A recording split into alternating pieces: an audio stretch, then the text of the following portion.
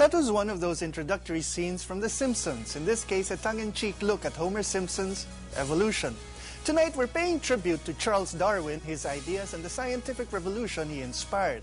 We'll also be looking at why it is that people of faith have been clashing with scientists over Darwin's ideas in the 150 years that have passed since his Origin of Species was first published. I'm Manolo Quezon, The Explainer.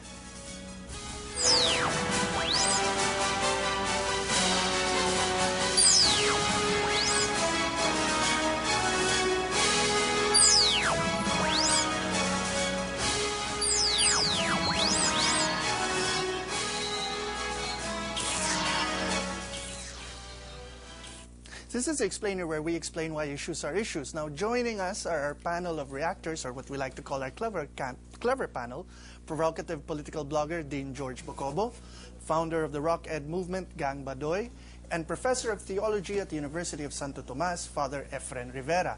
Now, we also have in our studio today students from the Dr. Josefa Jara Martinez High School, and welcome to all of you. Just ask our floor director later on for a mic if you want to ask a question. And for those of you at home who want to join our discussion tonight, just text react space X space your name and your question or reaction and send it to 2366 for Globe and Sun and 231 for Smart. Or you can log on to www.the-explainer.com. Our discussion on Darwin continues after this.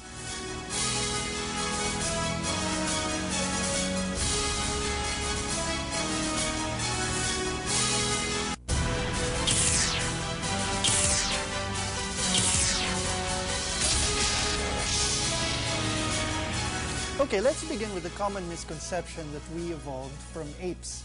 Now, what evolution really means, and as Charles Darwin and others argued, was that we most probably shared a common ancestor with apes, that somewhere along the line the branches forked. And on one hand, the various apes and monkeys evolved along their paths, while our species evolved along another.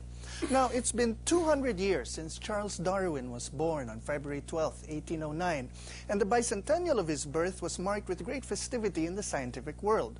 Now, here at home, the sciences are less prominent, and so Darwin's bicentennial has been less noticeable as an event, except perhaps within our pretty small scientific community.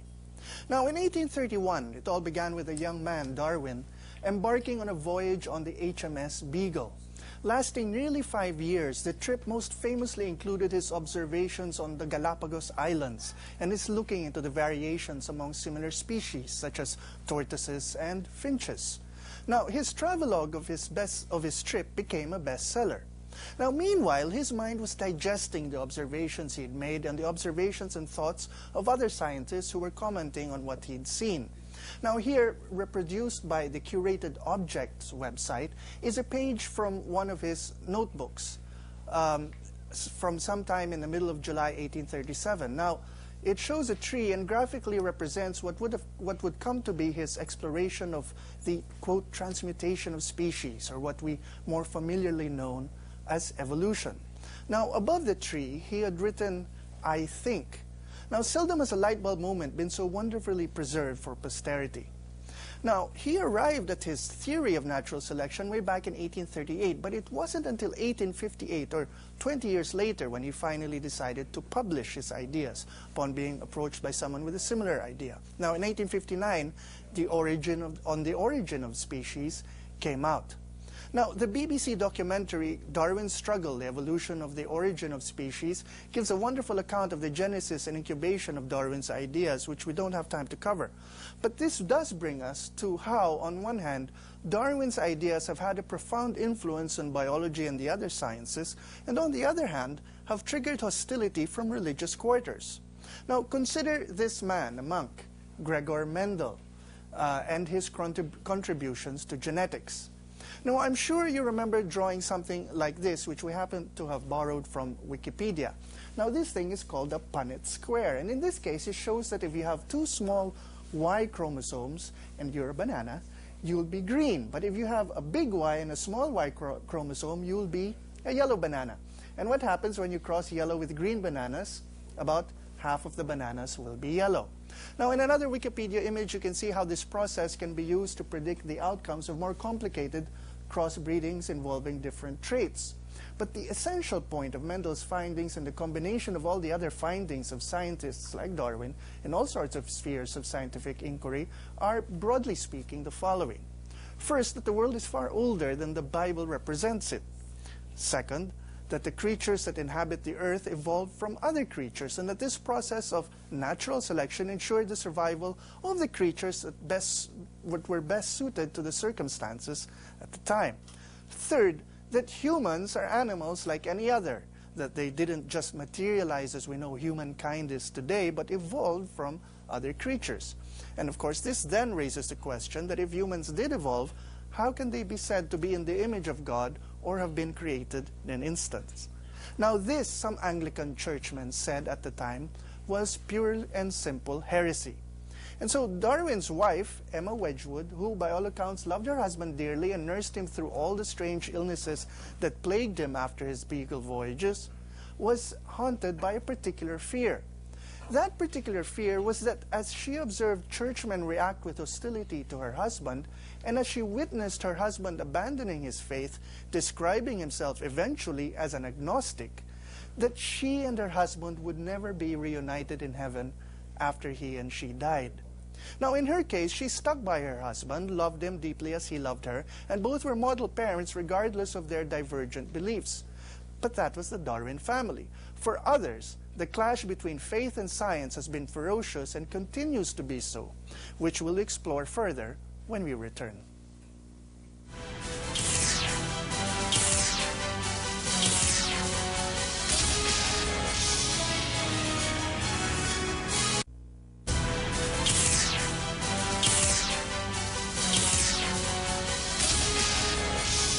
Can't you understand that if you take a law like evolution and you make it a crime to teach it in the public schools, tomorrow you can make it a crime to teach it in the private schools, and tomorrow you may make it a crime to read about it, and soon you may ban books and newspapers, and then you may turn Catholic against Protestant, and Protestant against Protestant, and try to foist your own religion upon the mind of man. If you can do one, you can do the other, because fanaticism and ignorance is forever busy and needs feeding.